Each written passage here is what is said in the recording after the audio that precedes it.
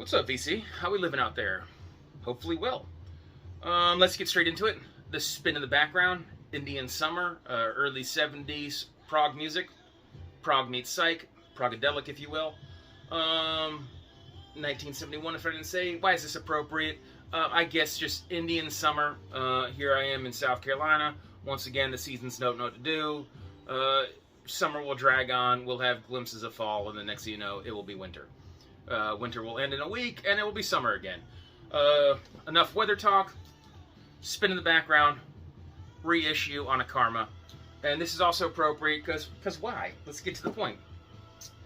Before I was even making VC videos, when I was just, watching videos on YouTube, before YouTube ever really became a big thing and blew up, we're fat bearded dorks like myself, we're just supporting each other by, I like the record you showed, or this is the record I'm showing. Alright, back in those days, the very first vinyl community videos I ever watched were from the Matt Sands channel. Now, if you don't know, if somehow you're not in the know, Matt Sands, DJ Mellow Yellow, and his buddy Sam, the Psychedelic Professor, deep knowledge on psychedelic music, and like me, they like everything from a certain era where that bridges over and mutates and blends with proto-punk, proto-metal, garage rock, psychedelia, early prog, experimental, whatever, mid to late 60s, early 70s stuff. And then, like me, they also branch out in like a multitude of other musics, but they kind of have that wheelhouse.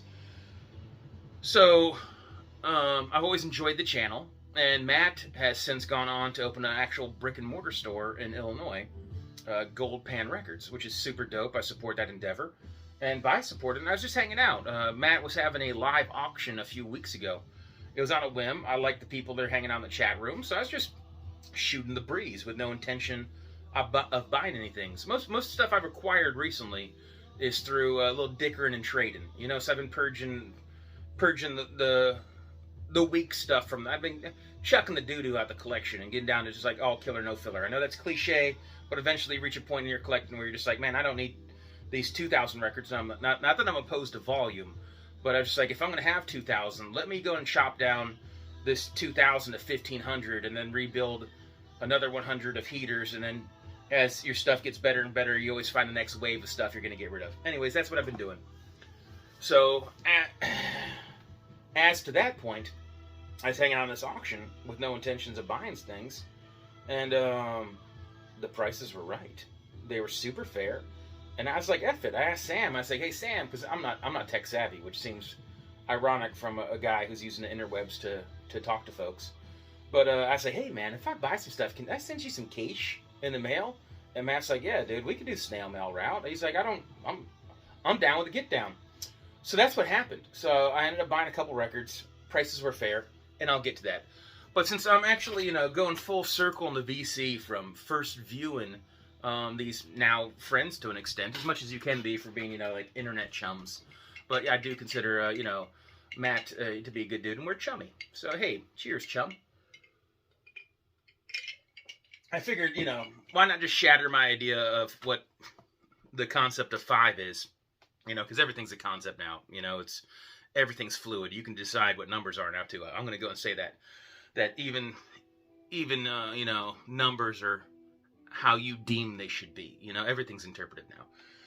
So as to shatter 5 in the 5 fresh finds, I figured before I show what I actually got in the mail from the vinyl auction, I might as well show some things that are kind of in the wheelhouse of DJ Mellow Yellow and the Psychedelic Professor, of some things I've acquired recently, because why not? If I don't show it now, I'll probably never shove it into a video, because I don't make nearly as many as I should. Kangaroo, Guru. I was super stoked to get this old school German pressing on the Brain label, which is not an everyday find around these parts. Was really happy to have found this. But what was doubly awesome about finding this is that I was just getting rid of some of the thinnest stuff in my collection, hand-me-down stuff, a couple boxes of like leftover second-tier classical music and folk music and stuff that had no real huge genre. But I ran it by the record store. I was like, hey man, do you want this in your dollar bin? If not, like, I'm happy to take this to Goodwill. And then a couple other things like, you know, a few, I still have a decent soundtrack collection, but a couple soundtracks I didn't need, and yada yada blah blah. And then so I ended up getting a decent amount of credit for what I thought just had no real value to me, and some stuff that never even made it in my collection. It was just dumped off a friend where you're just like, all right, I'm going to go through these like 200 records just to see if I keep 4 or 5. So long story on that, this record was more than anything I'm going to be paying for right now, but I was super stoked to have store credit. Guru, Kangaroo, I think this is their best album of the lot. You could tell me otherwise in the comments if you think another album's better. But Krautrock, good stuff. Not an everyday find. Give her a go if you so please. So, and as cool as the front cover is, the back cover's terrible. I mean, this band, I don't think all their music is tremendous, but what I like, I really like. And they have a couple bad album covers, including like one with like an infinite, perspective view of like, I don't know, what do you even call it? Like infinite mirror view of like some man cheeks. But it's neither here nor there. Rambling, repress, more in the krautrock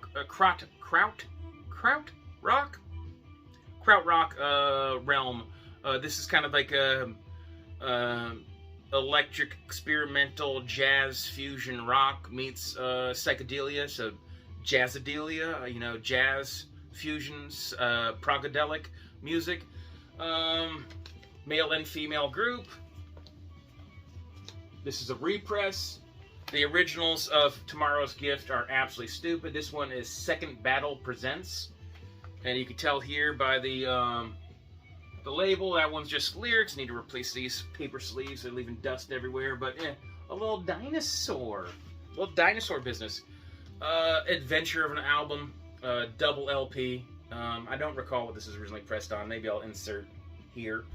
But originals are stupid expensive. So there's no shame in my game on that repress life. So here we are once again in the realm of things. If you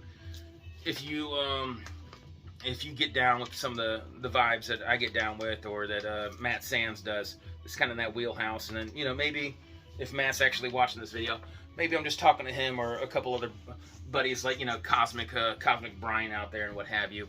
You know, who knows who this is striking a chord with.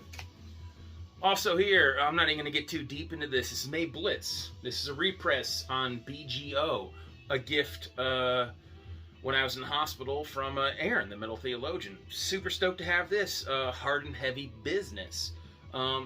This album was really circulating probably 2, 3, 4 years ago in the vinyl community. Everyone was like showing it love. Terrible album cover. Creepy lady. Waste of a gatefold because you can't open these together. This is a non-gatefold. But so, yeah, giant monkey man looking at this creature of a lady. You know, almost appropriate for Halloween. But everyone rants and raves about how excellent this record is. And I'm not here to disperse that. I think this album's awesome, and I'm super stoked to receive it as a gift from Aaron, especially during the time of being down and out. Very nice gift. But he also gifted this, and my point, what I'm really getting at, is that this doesn't get nearly as much love and attention as the self-titled May Blitz. 2nd of May, if you like one, you'll like the other. This also is an Akarma. 2003 Akarma, originally 1971 on Vertigo. Good googly moogly. If you want to play for Vertigo Swirl, have at it. I know where one is. If Cabin Floor Records in South Carolina, it should be on their Discogs. They have a Vertical Swirl, and these things can get stupid expensive. So repress game here, I'm all for it. But the point being, if you like the first May Blitz, you should vibe with this one. Really good album. Once again, a thank you goes out to Aaron, the metal theologian, just showing off some things that have come in the collection one way or another. And I want to make a point of showing this, because I always liked how real Matt and Sam are. That if they buy an album, they're just like, hey man, this isn't the best pressing, or this isn't my favorite, they'll keep it real. And so I kind of wasted some store credit recently at a shop, because I blind bought this one. I'll be straight up honest with you. This was a fail on my part. Now, this wasn't a huge, like, swing and a miss, you know, definitely wasn't a home run. This is more like I nubbed out I just kind of like, you know, nubbed out a base hit. For sports analogies, because people always appreciate that. The album cover's way more psychedelic than the music is. The happenings, Peace of Mind. Cool gatefold. I always figure if you have art like this, that it should be a gatefold. So I think this album cover's cool. This weird die cut. Lyric sheets. Here's the guts for you. And a quick little peekaboo. Let me do all these rigmaroles on the Jubilee label. So I don't know how deep this is, and I look into it because, like I say, this is a blind buy. I was loosely familiar with. I'd seen this cover before, and I always thought, oh man, this is a dope album cover. There must be some value in there. And this is psychedelic pop, and I do lean heavy on pop. I think this is going to be more of a capitalization of the trend of the time musically, and the vocals just don't deliver. The poppy songs aren't too bad if there's a different vocal presentation, but the tracks that are best are still kind of like ruined by Imagine. I want to say that's the one that's a 7-minute song. It starts off with some vocals and then kind of goes into like this kind of slower jam, you know, psychedelic kind of like riffing jam, and it's cool. And then when you're finally getting the groove and you're like, oh man, this album's catching its pace, it's gonna figure it out. Vocals kick back in and you remember why the album just doesn't really hit. Not super expensive, but I had credit, so I was like, oh, I'm willing to blind buy. And this will probably get purged eventually out of the collection. And there's definitely what I like in this album, I like. What I don't like, I don't like. But there's nothing I truly love. And the self-titled track, or the titular track, I should say, for the happenings here, I'm trying to read backwards on the phone. Peace of Mind, I don't think is the best song on the album. So even the track that warranted the single, I think is pretty weak. But amazing album cover, not super expensive. That might be in your vibe, so forgive me if anyone out there is like, I love this album, I'm not bashing on you. I'm saying I probably could have done better using my store credit on trade-in on a different album. But you live and you learn. It's not that I'm being more discerning about blind buys recently, but this one, to an extent, let me down. So keeping it real there. Now we can actually get into, because you know I wanted to show some things for my friend Matt out there. If he's back, are you out there? Are you out there, man? Anyways, who's really out there, anyways? Leave a comment, like and subscribe. So let's get to it. The actual nitty gritty. Gold Pan Records. He included a sticker. Always appreciate with that. I like the metaphor of one that's kind of like Matt's not known for punk rock, but this is kind of like some gnarly, nasty punk rock sticker, in my opinion. But I love the Gold Pan Records with the gold teeth, because I like the concept of that you're constantly out digging for gold. And now this is a rare scenario, because a lot of what I'm showing is either a gift from a friend or some stuff I got online, which is super rare for me. But the big bulk of the records I buy are in person. And this auction still felt very much like that, because it was a surprise. I had no idea it was going to be there. And you don't know if the price is going to be right or if the condition is going to be right. And some things you just got to let go. But this auction was a fun hangout. And it very much felt like you don't know what you're going to get. And then you'll see what you end up with. And at the very end, he's kind of, since he was in his record store, he's taking requests. And I was like, hey, do you have this and that? And I'll get to that later on.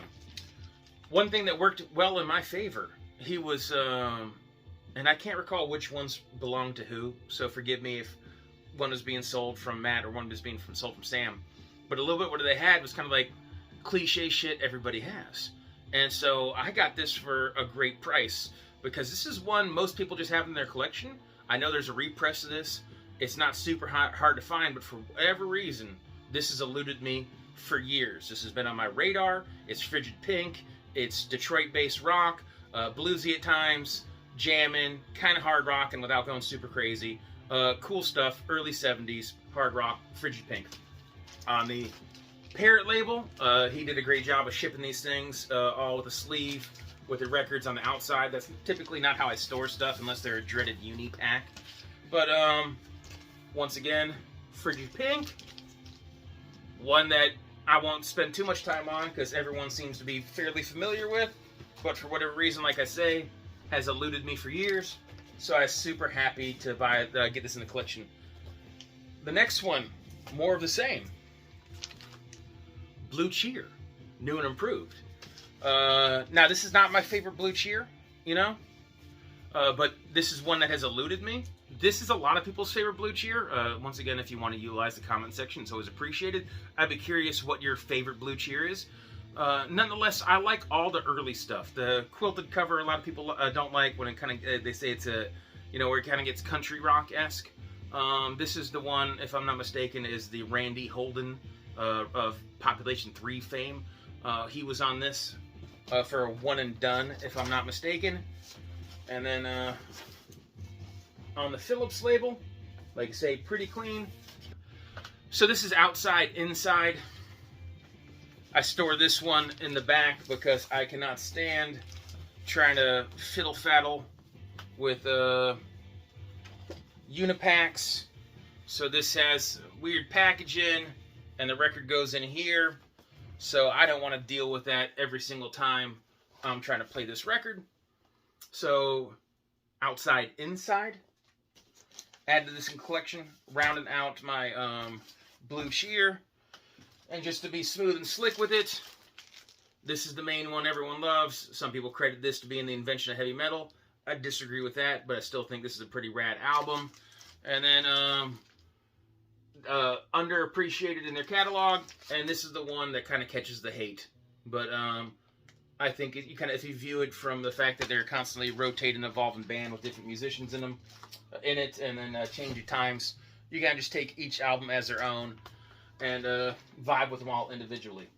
But yeah, random timing. Right after I bought that Outside Inside, new and improved, was on the old interwebs, so I scored that from Matt Sands. On to the next thing. Now I know for a fact Sam was selling this one. Super stoked because no one was showing interest in it anyways. I found this a couple times in the wild, but super absolutely destroyed, or in utterly brilliant condition, and of rare press, and worth more than I wanted to pay. And I'd never really dove into this album and gave it a chance because I just figured one of these days I'm going to acquire it. A lot of people speak very fondly of It's a Beautiful Day. But I was like, you know, one of these days I'll just get after it. I'll find it for the right price. So along the lines of Frigid Pink, I assume a lot of people in the auction have already acquired this, if they like it. But apparently, Sam, Psychedelic Professor, is not a fan of this album. He was absolutely scathing on this, and he's like, first person to give me $1. So I bought it, I listened to it, and I don't know if it's just because it had such a harsh, scathing review, but I actually dug this. I listened to this album with my mom while I was making tuna fish sandwiches for lunch, and I enjoyed it. It's kind of just like radio friendly, but then gets slightly weird at times. Anyways, for $1, this one was a score. Sounding good on the Columbia 360. Underappreciated fidelity on those. Everyone raves and rants about the 6 eyes and the 2 eyes, justifiably. But I think the early 360 Columbias sound really good. So stoked to have gotten this for $1. It will stay in the collection. Next, if you guys don't know, I'm a big fan of Blaxploitation records. Always have been. They're not politically correct now. They were actually offensive to everybody. Nobody got off. It was a bad look for everyone in those movies, but then somehow also a good look, because there's, you know, they still managed to somehow instill values and have moral parameters. But that's a side rant, neither here nor there, on what the actual music is. When I was hanging out, I was like, hey, dude, do you, at the very end of the auction, he's kind of taking requests. And then he's like pulling some stuff out of the collection. And I was like, now I'm getting text messages. All right. So I texted him. I was like, hey, man, by happenstance, do you have any Blaxploitation records? And one of the very few ones I have left, you know, this is one of them. I need 110th Street, Bobby Womack. I checked off one of the boxes. You know, it'll show up in a new video of another thing. But I need Trouble Man, Marvin Gaye. And I need The Payback. Now, he had a beautiful original white label promo, but the price was out of my realm of what I'm willing to pay right now, so I had to let that go. But I ended up with this James Brown. Super stoked to have found this. Repress Life, fine by me. But Slaughter's big ripoff. I love that the old Polydor label that they put the face in. I like that this paper sleeve is actually a poly-lined wax sleeve. It still confounds me to no end, the fact that you pay for new records and they come with plain white sleeves now, especially for the price of a bunch of them. But you can see how he would originally label stuff in the store here. But it's James Brown. I don't even know what I need to say on it. It's freaking awesome. I'm happy for the repress. Super inexpensive. I've been looking for this one for years. I'm taking it in. I haven't even spun this one yet. You caught me staring at it. So this one's eluded me for years, in any condition, in any pressing. So I was happy to acquire this and add it to the collection. Rock on with that. And the last thing I'm going to sneak in here, because that does actually wrap up the Matt Sands delivery, the box of goodies. But here's one of the very few things I've purchased recently without a trade-in. Now all that box of records from Matt was just over 20 bucks with shipping and handling. So I did not break the bank. You know, I'm trying to be financially disciplined right now in a transitional time in my life. But one of the very few things I've went into a store and bought when I had my tax return money some time ago, I set aside a little bit of cash to go shopping with Dave.